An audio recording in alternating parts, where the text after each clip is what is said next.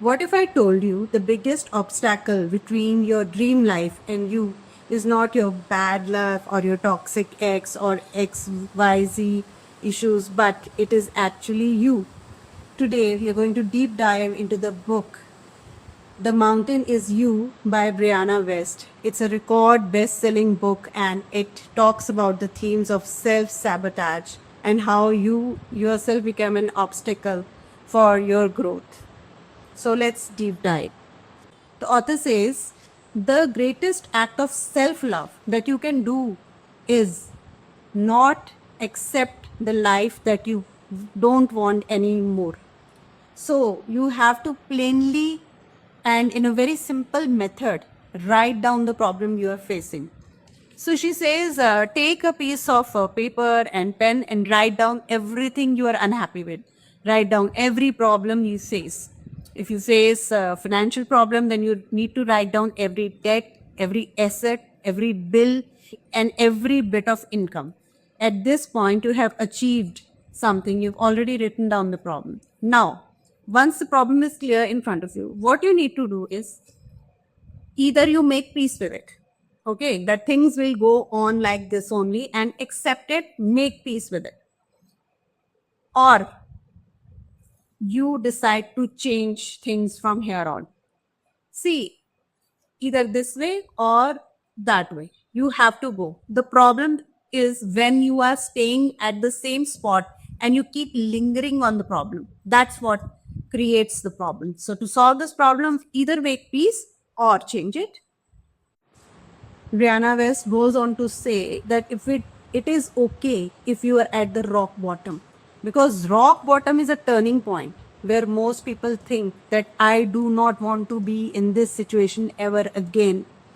Rock bottom is not a bad day. It is not by chance. See, your bad habits have spiraled over time, and then it is this time that you have hit the rock bottom, and it forces you to think that what to do now. Rock bottom is important. Mountain represents the massive gap between where you are now and where you want to be in future. So the twist is that we think that we need to fight the world, we need to, do a lot of fighting to climb that mountain. But actually, it's not so. The mountain is totally internal to us. It is the concept of self sabotage that he's talking about. It isn't a lack of willpower, it's a subconscious safety mechanism. Now, why are we self sabotaging our success or where we want to go? He says that there's certain reasons why we self sabotage, and maybe it is first one concept is that maybe your subconscious is protecting you. Why it is trying to let's say give preference to what is familiar than rather what comes uncertainty is going to come in the future. So it prioritizes what is familiar over what is good. So if we are procrastinating or picking fights and we say it is laziness, but it is not actually laziness, your subconscious mind is fulfilling a hidden need for safety. So the actionable step here would be to stop asking why am I failing and start asking what hidden comfort am I getting by staying right here where I am and I am not moving forward. The next problem she talks about is the upper limit problem. We have an internal thermostat, and for how much happiness or how much success that we deserve, that is what we think that we deserve a level of comfort in my life, and I do not need more comfort or more finances in my life. So when life gets good, we think that we have broken that threshold and we are above it, and there is a trigger unconsciously to drag ourselves to a threshold. The actionable step here would be learn to sit with positive emotions without waiting. The author goes on to say that we have an internal thermostat. This thermostat tells us how much success, how much money or happiness we deserve in life. So let's say we set the thermostat here. So the moment you get more in life, you will somehow trigger some emotions in you to get it back to this thermostat.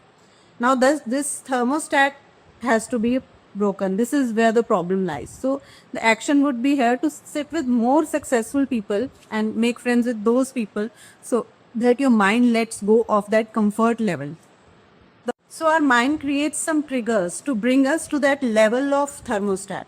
She says that if you're finding yourself to be jealous of somebody, okay, if it's something is triggering jealousy, you feel that a friend is, doing more better in business than you, but you are not. Why is it triggering jealousy? Because actually you want to be that friend. That is why. But your internal thermostat is not allowing you to do that.